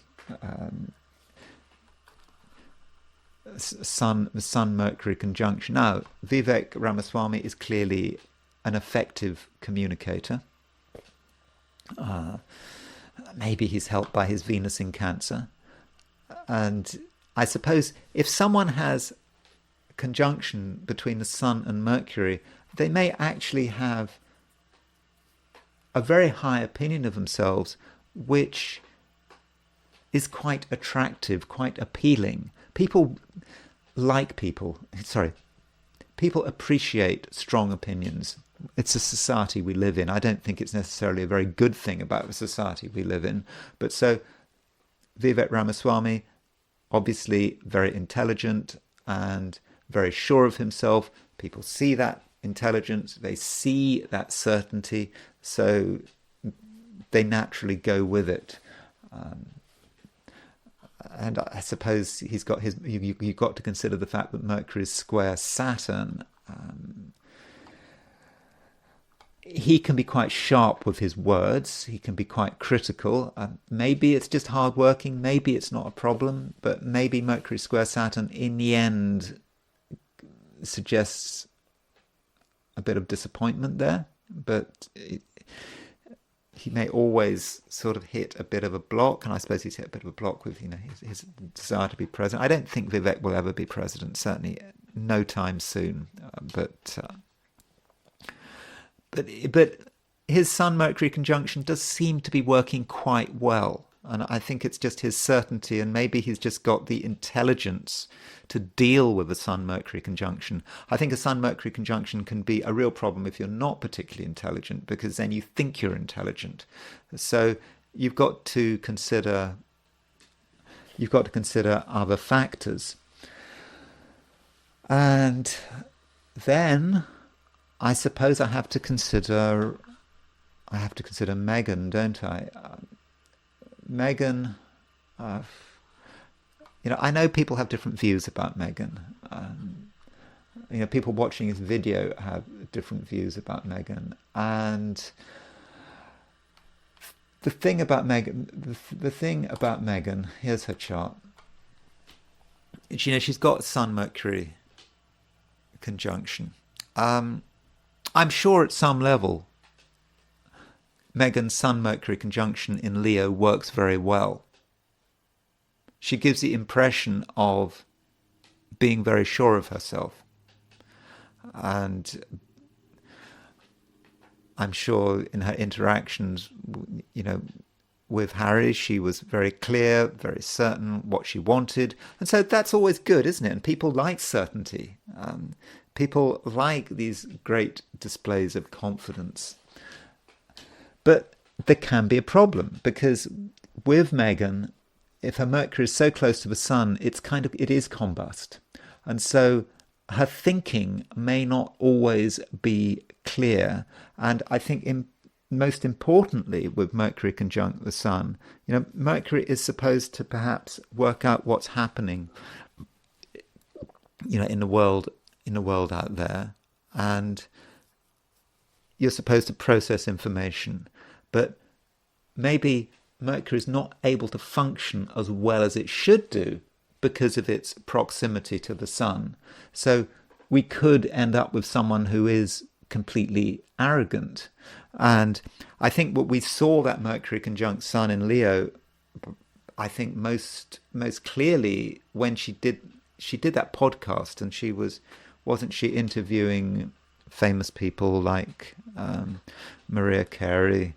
I think she wanted to interview Taylor Swift, but Taylor Swift said no. And apparently, one of the big criticisms of her podcast is that she mainly wanted to talk about herself. So, if you're an interviewer, you should be talking about, and you get a famous guest, you should be talking about the famous guest. That's what it's all about. But she couldn't help herself. She started to bring in her own material, and I think that is Sun Mercury conjunction in Leo. It maybe also be a problem if you want to be an actor or actress. You're supposed to fit a role. You're supposed to become that role. It's not about you. And I think it can be very difficult with that Sun Mercury conjunction. Yeah, it not being about her. But I don't want to say that she's got a weak Mercury. Remember, Mercury, you have to look at the overall environment. And, she's got Mercury sextile Saturn and sextile Jupiter. That's incredibly fortunate. That Mercury sextile Saturn does give her control. And I suppose she communicates in quite a controlled way. And it's a sextile. She knows what to say. She knows what not to say. So I don't think we should be dismissive of it. And also the moon is sextile her Mercury. So up to a point, that Mercury is really working quite well. But I do think the combustion in astrology, we've got lots of aspects, but combustion can still be a problem. And finally, with Meghan, I just wanted to quickly look at the midpoints that her Mercury is on, because her Mercury is on some very weird midpoints, hypothetical planets, and I kind of wanted to just have a bit of fun by looking at what midpoints her Mercury is on. So let me just there's her Mercury tree. I've used fairly tight orbs. And what's interesting is that she's got two midpoints involving Hades. She's got Mercury on the Mars Hades midpoint, and she's got Mercury on the Neptune Zeus midpoint. And also on the Admetos node midpoint. And I think that gives us a quite interesting insight into her chart, and into how that Mercury is working. I think that I get the impression that Meghan's brain is working in a very strange way. I think that she's getting some very, very strange ideas going on here, which no one can see, probably not even Harry. Now I think actually the Admetos on a node midpoint is apparent. I think with Admetos is a hypothetical planet. One of Vita's hypothetical planets, connected with things getting a bit stuck. I mean, Admetos was a king who didn't want to die in mythology, and so things are getting stuck, and the node represents other people. And so I think with Mercury on the Admetos node midpoint, she has a big problem dealing with other people. The way she talks, the way she communicates. Things just get stuck. She can get on with people up to a certain point, but only up to a certain point. Things get stuck and she can't progress. So I think it may be that Mercury on the Admetos node midpoint does actually make it very difficult simply because of the way she communicates, makes it difficult for her to form good friendships and to form good contacts. I think that is kind of obvious, from what we know about her. Then we've got Mercury on the Neptune Zeus midpoint. Now, Zeus is about having great ideas, or ideas in general, fantastic ideas. Zeus is about things that are sudden, things that just happen, things that might be a bit explosive. And then you put Neptune with Zeus, and you get ideas, intuitions, which might be a little bit far-fetched, and they suddenly happen, and they become part of Meghan's way of thinking. So here's someone who can get some very strange ideas that come from nowhere, and she wants to just push it with everything she's got. Let me just read you what Vita says about Neptune on the Zeus midpoint. So he says Mercury on the Neptune Zeus midpoint. I like this. Spontaneous execution of peculiar ideas. Thoughts of secret weapons. Now, of course, this was written, a lot of it was written in the immediate aftermath of or conceived the First World War, but secret weapons.